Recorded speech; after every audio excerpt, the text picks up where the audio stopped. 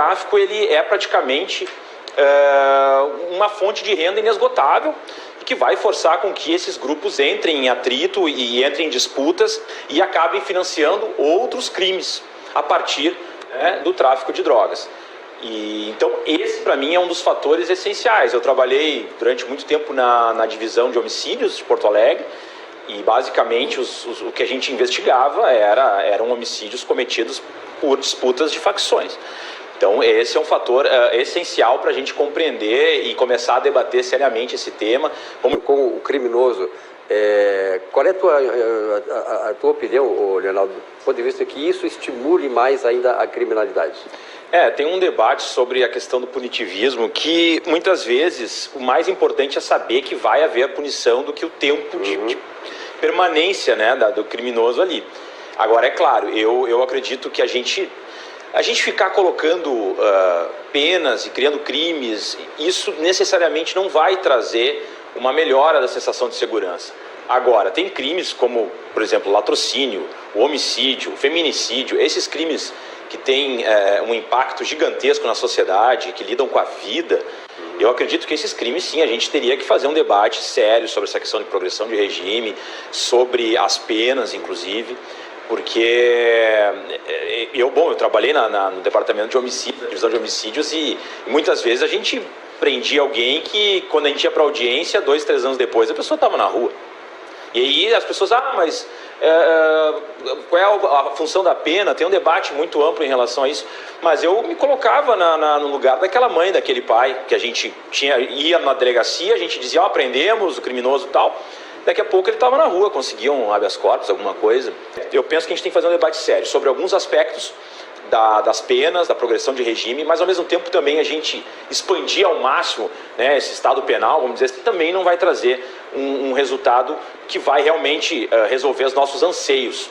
Muitas vezes um aumento do punitivismo, um aumento de algumas proibições, do proibicionismo, acaba gerando um impacto mais negativo, que é o que viu os Estados Unidos. Por exemplo, os Estados Unidos e o Canadá observaram que é o seguinte: quanto mais eles apertavam a questão do comércio de drogas, mais os traficantes se empoderavam. Então eles chegaram, vamos trazer para o Estado, vamos enfraquecer o tráfico, vamos enfraquecer o crime organizado, através de uma série de políticas que estão sendo implementadas nos Estados Unidos e no Canadá. Não é coisa nem de esquerda, entende? Eles tiveram uma visão liberal sobre aquilo ali e está aparentemente caminhando, né, para uma liberação total da maconha. Eles montaram uma estratégia diferente para combater o crime. Exato. E eu acho que é válido a gente debater isso, sem paixões ideológicas, pensando realmente. Porque o que acontece? Hoje a gente tem, né, e isso eu estou falando do tráfico porque isso tem uma relação direta com o empoderamento do crime organizado e com a questão da violência, principalmente dos homicídios. Se a gente tem uma quebra dessas facções, uma quebra econômica do monopólio vinculado ao tráfico de drogas, isso vai enfraquecer a criminalidade. Adaptado ao Brasil. Com certeza, grandes presídios são o pior cenário que a gente pode ter. E sem dúvidas, o nosso caos prisional é um dos fatores também essenciais dessa explosão de violência.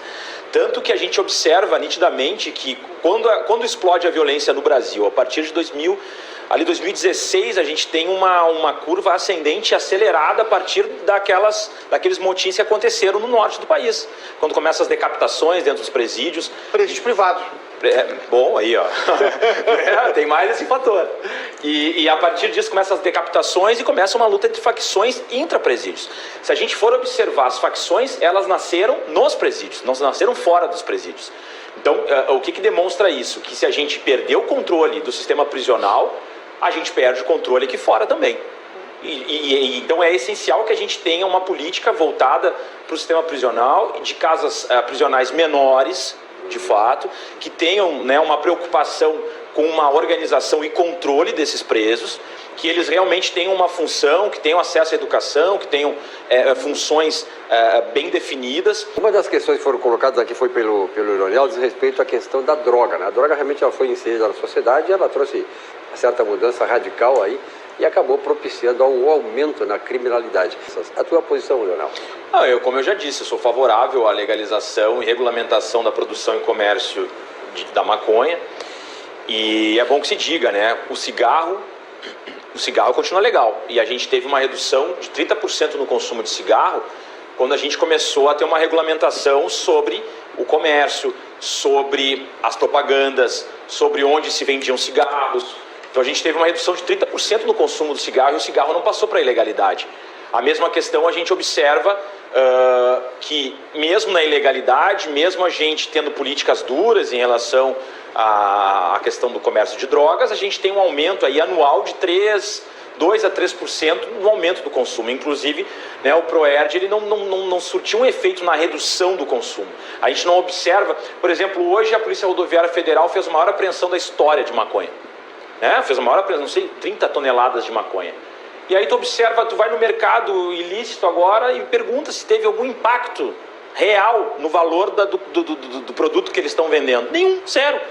Por quê? Porque isso já está comprovado as pesquisas, que apenas 1% de toda a droga produzida no mundo é apreendida.